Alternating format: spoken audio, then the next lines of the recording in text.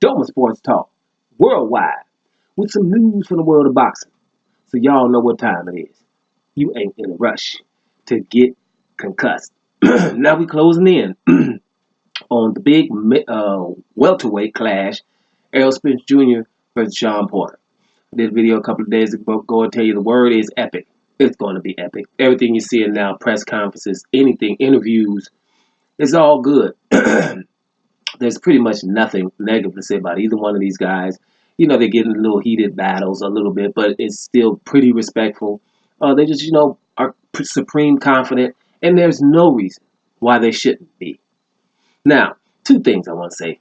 One is, if somebody find 10-1 odds for your boy Sean Porter, like in favor of Errol Spence, I've heard it went up to 10-1. I've seen 6-1.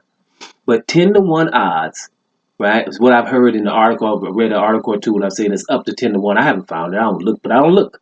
I've looked one place, and it was 6-1, which is still telling you. It's very telling, revealing, because Errol Spence has a pound for pound swagger, and if you can have a 10-1 odds versus Sean Porter, then that's telling you the world knows this is a top 3 pound for pound guy.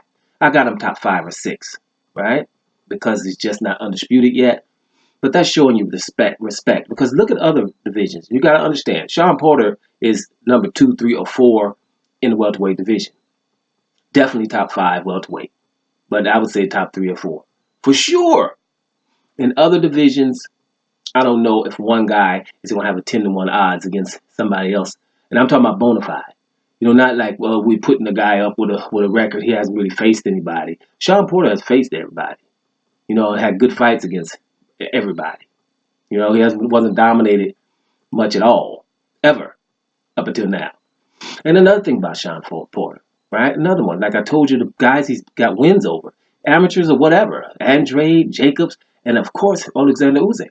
Big old Alexander Usyk in Ukraine. And he's telling people, he's like, man, whatever. Would y'all think like I told you, whatever y'all think, I beat Alexander Usyk in Ukraine. People be like, hey, Sean Porter, how you doing today? I beat Alexander Usyk in Ukraine, right? What you feel about the Errol Spence fight? Well, I beat Alexander Usyk in Ukraine. Man, well, how's your father doing? How was training camp going? Yeah, well, my father been up, he's been up. We had a good training camp. And, yeah, I beat Alexander Usyk in Ukraine. What about the wife and kids? Funny thing about the wife, I met her right before the fight between Alexander Usyk in Ukraine. Because Alexander Usyk beating him in Ukraine, I don't care what it was a game of cards. This is the undisputed cruiserweight champion and a bad dude, and everybody know it, right? And to beat him means, and others, you ain't scared of no Errol Spence Jr. Period. He's just not, and he's making that very clear in the run up to it. But Errol Spence, right? That's why he's pound for pound. People know it because 10-1 odds against Sean Porter is ridiculous. That's telling you what people really think about the guy. I told you the truth is in the odds, right?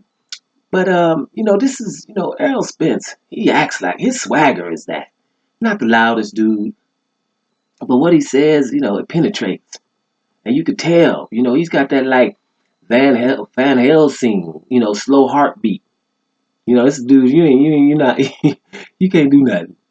You're not gonna get him off his game. So you're just gonna have to be a supreme effort, impeccable effort to beat Errol Spence.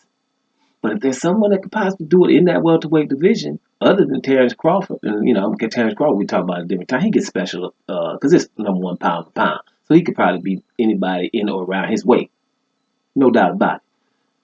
But then it would be Sean Porter because Sean Porter can adjust.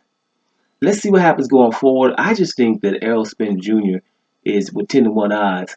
That's pound for pound right there. I'm telling you right there. And he's just so cool. He has a pound for pound swagger.